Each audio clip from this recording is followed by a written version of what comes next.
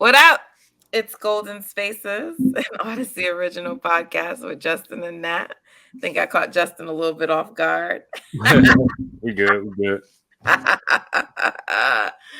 We here, Dub Nation. We here with the victory, as we expected, a dominant victory. The Warriors did to the Lakers what the Celtics did to the Sixers after both teams on some level play with their food a little bit. I don't think the Warriors play with their food that much the first game, but I do think that they let one slip away. It should be 2-0 right now, and it's not. So they need to get that back on the road. But nice dominant win. We see the Lakers look a little fugazi in the light when they're not getting them free throws. So yeah, Justin, I mean, it was a dominant win. Kerr pulled a trick out of his bag with Jermichael tonight in the starting lineup because our boy Loon, shout out to Warriors World for the dope tee. Hopefully everybody can see that. Boom. So I thought I was, rocking it tonight. But yeah, Jermichael Green started because Loon was apparently sick, is the story we're going with. And so he did not start, and Jermichael started in his place. And that did open up things a little bit on the floor for them. And for the most part, Jermichael was solid in his minutes. He knocked down a few threes. Didn't do too many crazy fouls or anything like that. Played within the role they asked him to do. And Anthony Davis struggled tonight. Some of it based on the Warriors, Dre's defense, but some of it was just he ain't have no legs. He was tired, as we anticipated, with only one night off and having played 44 minutes the other night. So LeBron came out hot, started hot, and Uchi, what's his name? Uchi, how do I pronounce it before I say it wrong? Hachimura. Hachi, so Uchi. Uchi Wally. No, Hachimura.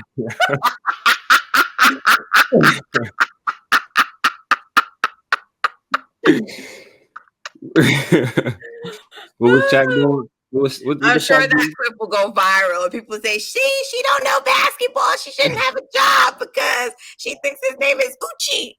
It's like that Shaq thing when Shaq was calling him Rudy Hachimura.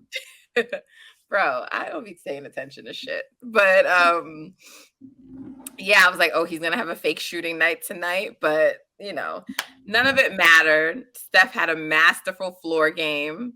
I think it's important to point out that, like, when we say put the ball in Steph's hands, it doesn't always mean it's for him to score. Right. It's for him to make the decisions on the court. And if you do that, good things are going to result from him. Killa showed up tonight Mhm. and lit them up. Blah, blah, blah, blah, blah, blah, blah. You know what I'm saying? Like, he had it going. Just a really dominant win, and then everyone else chipping in where they needed to. Not a great night for Jordan Poole. We'll talk about that a little bit more later. But nonetheless, they got it done. And now the series shifts to LA. The Warriors have to get at least one of those games. They have to get one of those games. We know role players, their games don't typically travel. So, not that we've really had any one particular role player playing that well. I mean, I guess if you say Jermichael Green stepped up tonight, but I wouldn't say in this series anyway, so far, it's been any role player that's like tremendously stepped up. Moody, he's been very good and he needs to get more minutes. So, we'll see what happens when the series shifts, but I really want them to get game 3. I want them to get both games, but I really want them to get game 3. Yeah, I think they should really go after game 3. They kind of, not gave away game 1, but they had an opportunity to win game 1 and they let it slip. And I think there's an opportunity to get that back by going still game 3.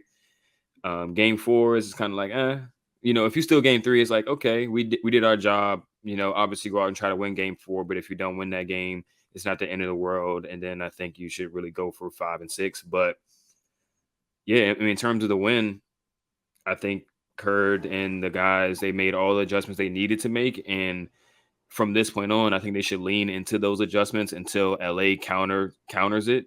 I don't think LA can really counter it beyond hoping they hit more threes to even out that discrepancy or whatever And that the they get gap more is. fouls.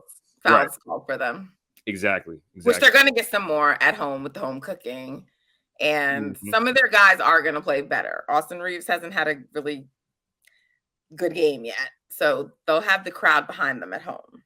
Yeah, the thing with Reeves is I'm not really sure how good of a game he can have against them unless he just gets a bunch of free throws. He's kind of like Herter in the sense that like he's really relying on screens and navigating around screens, and then he's different from Herter in the sense that he's more of a grifter and like he gets a lot of foul calls where Herter is just a movement shooter from three. So just the same way Herter didn't really have a great series, I just don't see it for Austin Reeves. Obviously, I mean anything can happen. Like a guy can get hot, but I like the way the Warriors defended the Lakers. Like I said before, putting Wiggins on LeBron and putting Draymond on AD, and just trusting that they will stay out of foul trouble is the recipe to stifle this Lakers offense. Because if those two guys aren't going crazy, they really don't have a ton of offense or a ton of guys that can really hurt you. Like I said, Reeves is one of those guys where I just can't see him really hurting you that bad. Um, D'Lo has his moments, but I don't really see him like hurting you that bad. And obviously, once they get home in crypto, their shots to be a little bit more on than they are in Chase Arena, but Chase Center. But yeah, I think from this point on, if they can stay out of foul trouble, the Lakers shouldn't really be putting up 117, 115, stuff like that anymore. They should be hovering around 100 points. Their offense is mid. It's very mid.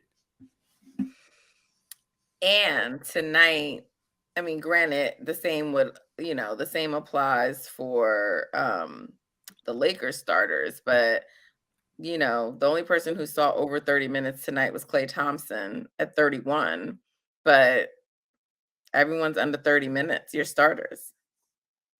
Yeah, game was over by the third quarter. Right. So, I mean, bodes well, you know. I mean, look, like I said, the Lakers, LeBron and AD, they didn't play as many minutes either, but it's still now only one night of rest. And I think the Warriors are better equipped to handle only having one night off than the Lakers are. And I agree. And they're used to playing an up-tempo game, or they're better suited to play an up-tempo game than the Lakers are. They're in better condition than the Lakers are because they've been playing this pace, and guys have been playing the whole season, and their body's just more conditioned to play a lot of games in a short amount of time and still be fine conditioning wise. So I said going into the series, well, we both said going into the series that short turnaround and limited rest in between games is going to favor the Warriors. I think that's going to shine through going forward in this series for sure. Justin, why is it that, like you just said, like the Warriors are conditioned to play this way? So why is it that when I say the Lakers don't want to play that fast, that NBA Twitter, not even NBA Twitter, that the Laker fans come for me and say I'm a moron and I don't know what I'm talking about? And I get it. They're fanatics and it's their team. But why are they under the impression, because they are like top 10 in fast breaks, that means that they can play with the Warriors? Why do they think that? Because that seems to be their confusion. Um, I'm not sure. I mean, their defense leads to a lot of fast breaks because Anthony Davis is so disruptive, and Vanderbilt and those guys. They also played against Memphis the series before, and Memphis was another team who quote unquote plays fast, but it's really their defense triggering a lot of fast breaks for them. They naturally don't play they don't play very fast on offense. You know what I mean? In the half court, they're it's a lot of pick and roll, slow pick and roll, stuff like that. Whereas you can see the Warriors, everybody's just moving, moving, moving. Even on the made basket, they're pushing the ball down the court. We saw against the Kings, even on the Warriors made baskets, they're pushing the ball down the court. That's really playing fast. Exactly. I don't think the Lakers are not that type of team. But if you say anything that isn't like super positive about the Lakers, all Lakers fans going to just jump into your mentions and say this, call you all type of names, all this type of stuff. If you say anything negative about their team, So I'm not really, surprised by that. Um, but yeah, they don't want to play at that pace. It's clear they don't want to play at that pace. Exactly. We still have a ways to go. But I gotta tell you, if I end up being right about it being Warriors, Celtics, woohoo. Woohoo. That's all I gotta say about that. Um, yeah, I mean, look, I was happy they handled their business, and by the third quarter, I knew we were winning, and that's what I needed in my life. It's been a stressful week, so yeah, that's what I needed. So thank you, Warriors. Let's do it again on the weekend. I know it's probably not going to be a blowout, but I mean, shit, if you can go in there and blow them out in there, that would make them like really may not make Braun, but them other guys, they'll start to lose their confidence. It starts with Steph. I think they might tweak their coverages a little bit. They won't like hard double him as much. Like he's still gonna get a few, but I think he's gonna be given some of the grace to go one on one a little bit more, or have an opportunity to score himself. And it's got to be him putting up a vintage, 34, 35 point game where he just hitting shot after shot, and then that might loosen up the Lakers defense a little bit. Would be really nice. Would be really nice if we could get a pool game. Yeah, we'll see. The thing with Jordan, it starts on the defensive end, like, because if you're not going to play defense, then literally your role is to just give Steph a break. That's what his role was today. Give Steph a break, and then you coming right back out the game because you can't stay on the court because you're killing our defense. And he has to realize that. I mean, some of these fouls are just so stupid. It's like Jordan. It's literally him bailing himself out from having to play defense, which doesn't make sense because you're just gifting them fouls. You're putting fouls on your team, putting them closer to the bonus, or when they're shooting, you're giving them free throws. So it just literally doesn't make any sense. And It's you keep lazy. doing it over and over again. It's like you're not stopping. Right. Right. That's what's so frustrating. It's like you would think he would like at some point just stop doing that. But because yeah, like I said, you were for the most part good in the first game. he was great in the first game. Despite all the shot controversy, all that bullshit, you were pretty good, and yeah, that was his best game of the playoffs, game one. I had no issues, even if he didn't score 21 points, even if he missed a few more shots and it ended up with 14 or something. His process was much better. He was trying on defense more than this game. He still got a ways to go, but this game, 5 fouls in 16 minutes is crazy. That's just complete lack of effort. Some of them may have been like BS calls, and we can talk about the Lakers whistle later, but that's just complete laziness and just uninterested in playing defense legitimately and trying to just bail himself out so he can get the ball back on offense. That can't work. yeah. Doesn't work. Man, Jordan, I'm pulling for you, man. Like I want them to stop talking about you, but you have one good game, you have one good quarter, and then like just not consistent. But all that shit they were talking about Reeves, I really want him to like. Reeves hasn't done anything in this series so far, but it's like I want Jordan to like clearly, handedly, Yeah. Yeah. I mean, Reeves is kind of like in that, like his role is like almost Clay-ish, not necessarily Clay as far as being the number 2 option on offense, but as far as impact standpoint, he's probably like their 4th or 3rd guy that they're relying on. So his role is like above Jordan's role, and he's still, I still think Jordan is probably a better player than him, but he's just been completely dominated by Klay Thompson so far in this series. It's tough, and people don't realize, and this is another indication that the Lakers really don't want to play this type of pace. You don't realize how taxing it is to chase these dudes over screen, and then have to initiate and score offense on the other side. He looks like he's just using all his energy for defense, and he has nothing left for offense. So Clay, on the other hand, is like he's ready to go. He's shooting no matter what point of the game it is. He's running off these screens hard. He's playing with high energy. On defense, he's still playing with good energy. It's really different. It's like a different level to this stuff. And that's why they've been so successful all these years. And that's why guys like Austin Reeves got to go through these process a few times before they reach that level, because it doesn't just happen. No. And we won't know, but that's part of the reasons. One of the reasons I always said, like, I was not worried about the Bucks, because I said, you got Drew out there chasing them around. I said, there's no way he's going to be able to do that and then be reliable offensively. And the Bucks need him to be reliable offensively. Simple as that. People don't take these things into account. But they'll see over the course of this playoff run. They'll see. Yeah. I mean, before we move on, Bud got fired today. I mean, I ain't gonna go so hard on the man because I keep forgetting that he did recently lose his brother. So tough news to get when that just happens. I forgot about that, but I do think it was time. Yeah, I agree. It was time a few years ago, and it just didn't happen because they won that year. But he was gonna lose his job that year. Yep. Yep. So unfortunate. Never want to see anybody lose their job. Definitely don't want to see anybody lose a family member. But it'd be interesting to see who they replace him with. I mean, maybe Nick Nurse. That would be pretty good for them. But I do think that that team in general is going to have some shaking up done over the summer.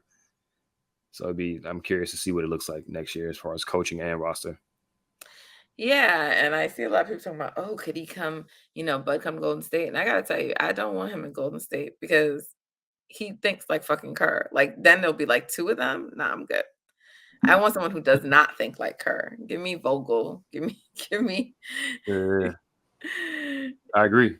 You need to You have know, different voices, different minds in there. or a Silas, whatever. But all the let's rest and the cautiousness and stick to the game plan. Don't switch it up. Nah, B. He's like more OD than Kerr with that. I'm good. I am good, I want to Justin. say he was on the Warriors staff already, though. Huh? I want to say he was already on the Warriors staff at one point. We don't need him back. We did not need him back. Okay. So I mean, we've sort of already talked about Jordan, but I'm just so impressed with Moses Moody. Like there are some things like everybody could be doing a little better. Wiggs. I mean, Wiggs hasn't been yet the Wiggs we saw in the Celtics series, but he has just been solid throughout these playoffs. When you consider how the break he took and coming back, he's been solid, like that's impressive.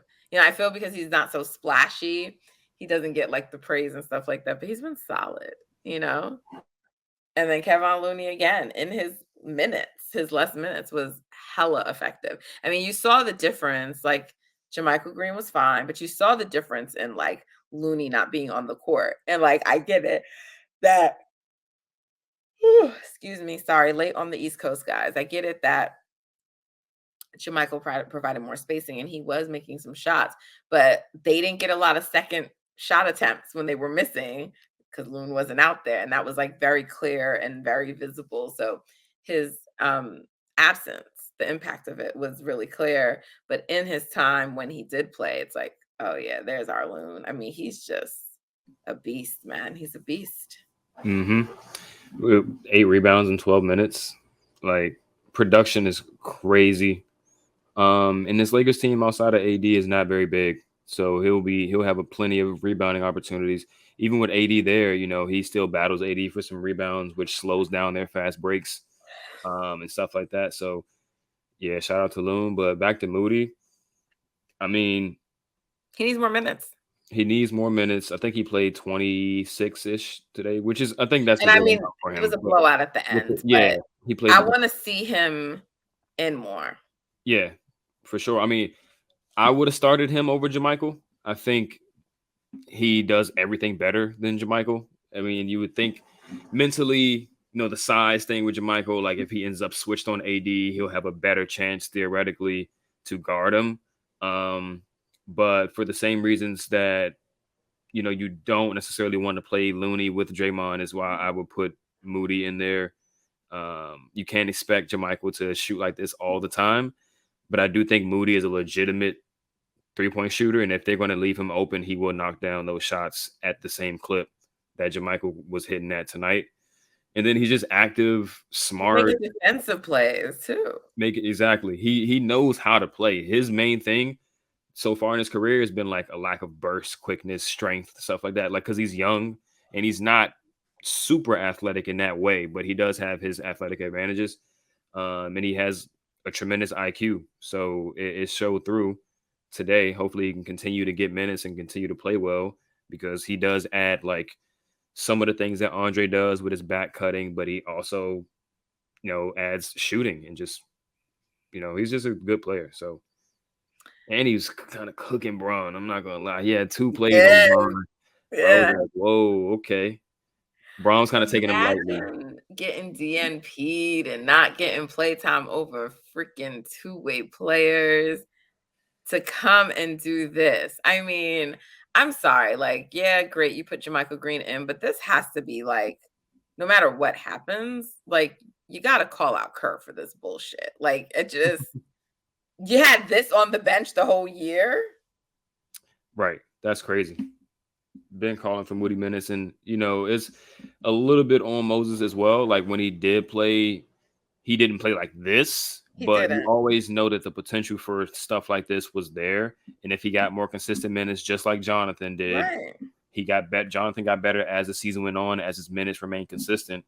And you can only assume that the same thing would have happened for Moody, and it would have paid more dividends. But it seemed like he was getting plenty of work in, on his own over the course of the season because Mr. Stay Ready has obviously stayed ready. And I think he's going to be one of those pieces that got to help them going forward. I think he fills in for some of what Otto was doing. He's just not that big and like, as like, good of a rebounder as Otto was, but he does a lot of the other stuff. Yeah. Um I really think he wasn't doing this in the regular season because the leash was I don't like leash, but because it was such a short, rope. And so it's like, well, let me not make a mistake. And then also like that shit just gets in your head. You're human, like you're not playing free, you're not playing loose. So we talked about it throughout the year on this podcast. So it just like really pisses me off because you basically stunted his development for a year for bullshit, for no disrespect, but for Ty Jerome and Anthony Lamb. Bullshit. It's exactly what it was. And in a way now you look at Kaminga and you're like, man, he probably could help a little bit too. Um, I thought this series was more of a Kaminga series, but the way that the Lakers are playing defense kind of makes you lean a little bit more into the shooters and the spacers of the team. So I can understand because even Gary didn't play. I was gonna say, is this why Gary Payton II isn't getting I minutes? think so. I think so. They're not trying to play anybody that can't shoot unless it's Looney or Draymond, and obviously those guys are being limited to how much they're playing together as well. So as long as the Warriors can hold up defensively, I don't think it hurts them as much to not play the Garys and the Kamingas on the team. But we'll see when they go on the road when those 3-point shooters just aren't as good, just by the natural order of things. Maybe they'll lean into more of the defensive guys and the play finishers, the dunkers and stuff like that, Kaminga and Gary.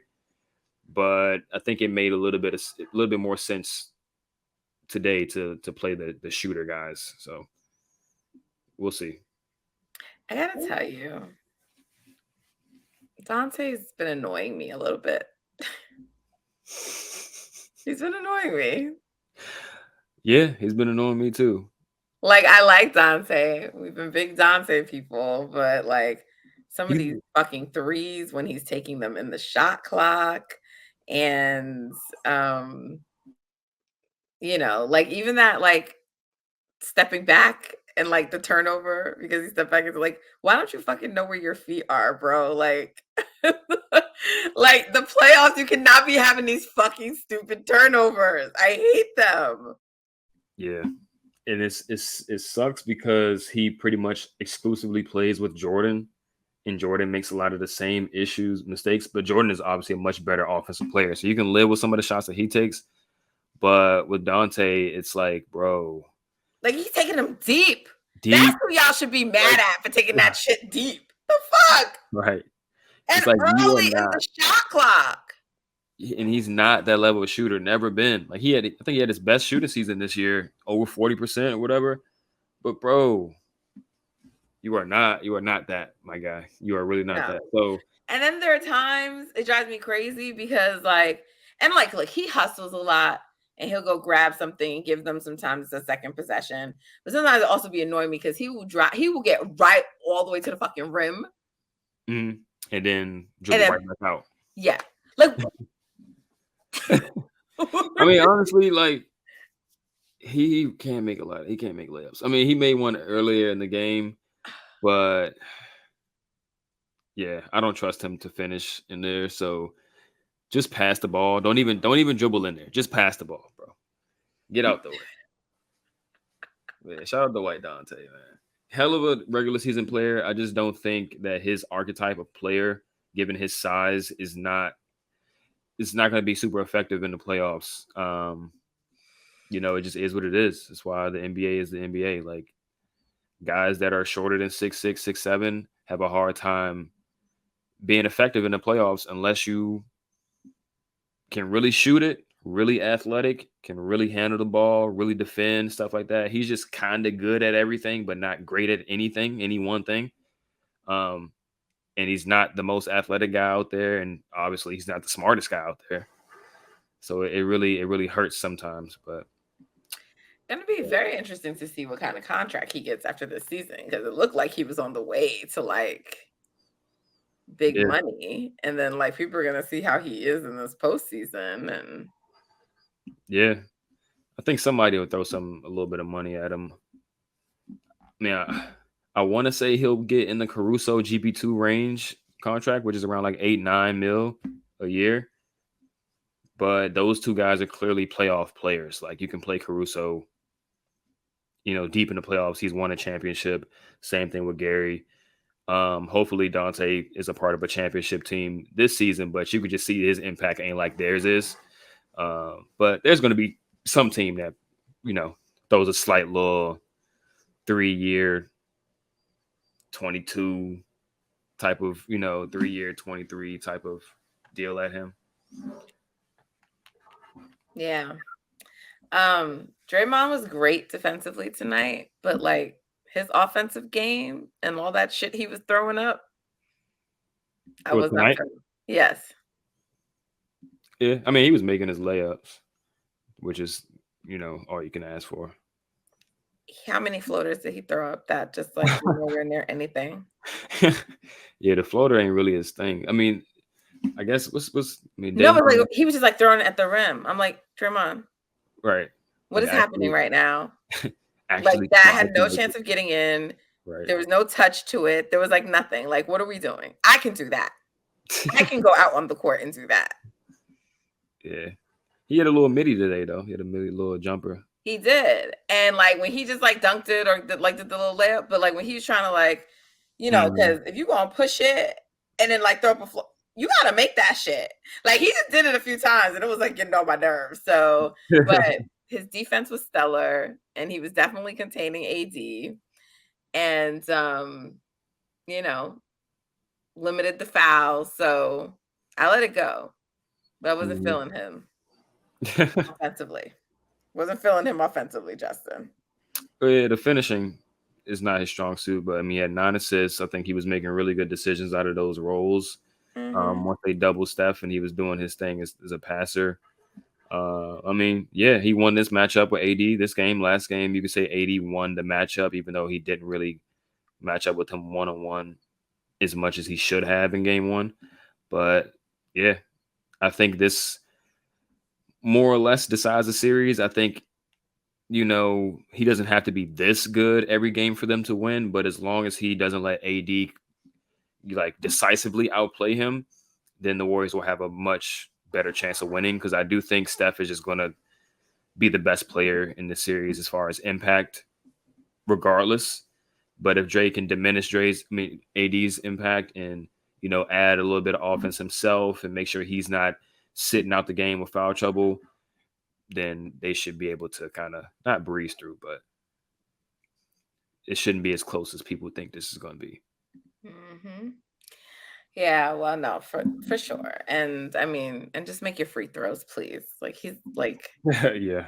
his free throws been really bad lately, but nah, he was definitely like, solid tonight, and like I said, I mean, Clay was incredible. We were due for a Clay game. It didn't actually come in the King series like we thought, so we were due, Mm-hmm. and hopefully he has, maybe playing at home in LA in front of his people, but it'd be great if he could give us a couple more. He Um, usually goes crazy in LA. huh? He usually goes crazy in LA. Like that's like he loves playing there, so he usually has really good games there. Need him and Poole, please show up. Show up, my guy. Get out of your head. I'm gonna pray for Jordan Poole. Yeah, we gonna have to. No, like I don't because it's clearly a lot of it is mental at this point. I think he's in his head. You got Cameron and I Mace think fucking making podcasts about you. Like, bro, like I get it, they're doing it for jokes, but it's just like everybody wants to joke. But at some point that shit affects you. Like, people are human. They are human. And even though he's not on Twitter, a lot of that shit's on Instagram. I know he hears it. yeah, his friends are on Twitter, so I'm sure they send. I mean, he knows stuff. It's definitely mental. I mean, he's too talented for him to be playing a certain way and it not be. I don't think he's physically hampered, so he's definitely in his head. Um, but I'm sure all these players that's surrounding him have been there. Clay has been very vocal about how much people have talked about him and how it's gotten to him, and Steph has been his name has been thrown into the fire plenty of times as well. Definitely Draymond. Um, so these guys understand. He just got to make sure he leans into their leadership, and especially Steph and Clay as scorers and shooters themselves. Maybe he's probably not going to Draymond for that type of stuff, but um, he gotta talk to them, and they gotta help him get through this because they've been through it before. And ultimately, his talent is going to shine through because he is too good for him to continue to play the way that he's been playing on both ends of the ball. So I do feel like when it actually comes, it's going to come in like an avalanche, kind of like game one. Like we thought he was breaking through. He had 6 threes, and then he went right back to making some questionable decisions in this game. So hopefully he can break through that wall again and just stay on the other side of it. Even if he isn't amazing, just be consistently good. Don't be terrible. That's all you got to do. Maybe it'll be against his old foes, the Denver Nuggets, if we see them Right. against them. Maybe that'll bring it out of him. But yeah, Poole, I'm gonna pray for you. I'm gonna say a special prayer for you, my guy. Praise up. Um, well, yeah, the series is evened. 1-1. Good things, good things. Next game is Saturday. It's Saturday. Yeah. Mad teams haven't played again, like for days, Justin. Craziness. Craziness. So we're gonna get some more games tomorrow night. Finally, 2 games. I feel like for the last couple of days only been 1 game. So game 3, Sixers Celtics. Game 3, Nuggets Suns. So Chris Paul is out probably for games 3 through 5. Not probably, he's definitely gonna be out, but just they're estimating games 3 through 5. So I assume there's gonna be more campaign in that series, but I don't know, Justin. I know everyone's thinking like the Suns are gonna be able to just come in and get a win, but they are looking. I mean, I need them to get a win to, stretch out that series, but they look sus, yo. They do. They do. Interesting conversations will be had, and depending on how they, if they go out and how they go out. Oh, If they just get blasted and potentially swept, that would be terrible. Even if they lose in five, that would be terrible. KD, you gotta go out there and get them at least one, bruh. Nah, at least two. Oh my This god, defense, if he come is on, man. swept again. Oh This my. Denver defense with Booker on your team with you, y'all both can. You know what I'm saying? Y'all can't have two games where y'all both can ground for 40 against them. Come on, bro. Oh my god. Aiden talking about I don't know what y'all wanted me to do. He's Oh, watching people. yes! He's watching people I get wanted to say rebounds. that to you. I He's was so like, bad. Justin, no, he did not. He's so bad. He's terrible. I hate that guy. If he was on the Warriors, oh my gosh, I would be pulling my hair out. Dominating, and then that's what you say you don't know what you do. Like, bro. Dang, man. That's sad. So they hopefully they can get those two games in Phoenix. Then I think Denver will be done with them after that. They would probably win two in a row. But if KD don't come through, Chris Paul don't even got to come back from rehab, bro. Just go straight to Cancun because they gonna be series gonna be done by the time you're healthy, bro. Word.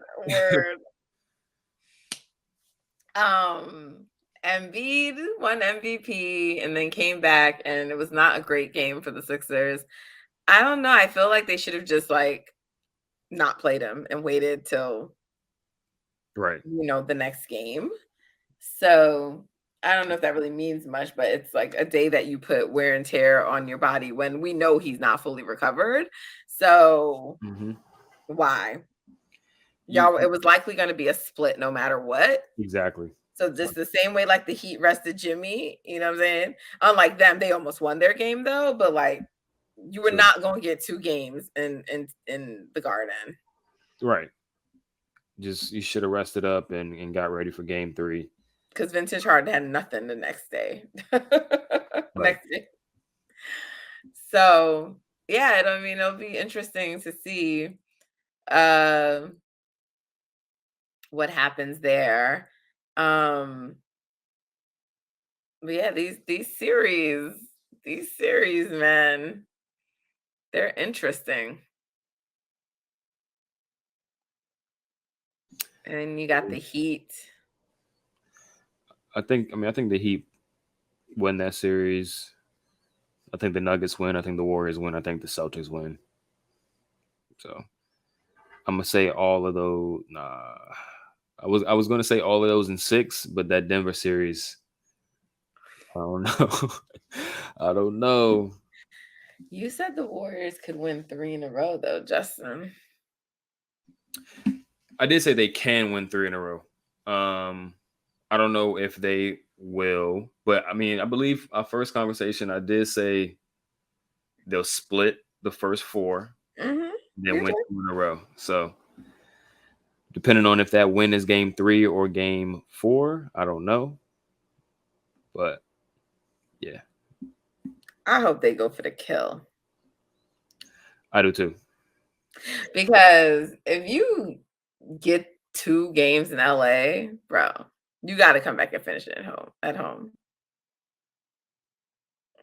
Oh yeah. You got to come back. LeBron does not have that shit in him to even try to fight back. And Anthony Davis is not Kyrie Irving. And those guys, and we don't got all them injured people. Them guys, they will be defeated. The Lakers don't. If you look at their roster, they have a good defense because they have AD at the rim and they have Vanderbilt at the point of attack, and they play those guys the whole game. Right? Outside of that, who on their team is really a defender? Schroeder is a pest at the point of attack. Austin Reeves is a decent wing size defender. D'Lo tries sometimes, but none of these dudes are like, right. You look at that Celtics team from the finals last year. Those dudes had defenders at every position. Like all those guys, you can say are legitimate defenders. The Lakers don't really got that. So if you move AD off the paint or you move Vanderbilt anywhere, they don't got it. They don't have it. So the Warriors can win. out in this series. We'll see if they actually do. We know how they like to drop games and all this type of stuff, and it's just a They tough ask. do. Yeah, But I mean, look, winning 4 in a row would be a lot, and that's what I'm basically suggesting, but it's just they were so dominant tonight. And I just feel like if they can go into LA and have another dominant performance and then have one that's like it's close, but you still find a way to win it out, it's like, at that point, just come home and finish the job this time, unlike what you did with the Kings. right, So I know that's probably unlikely. But at a minimum, get game 3. Get game 3. get game 3. I don't got nothing else to add to that.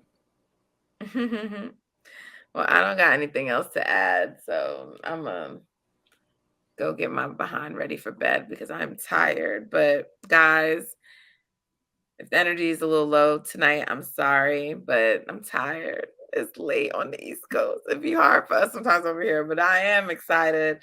We're super happy. Our Dubs won in convincing fashion, looking like the champions that they are. So, really, really, really, really, really happy about the way things went tonight.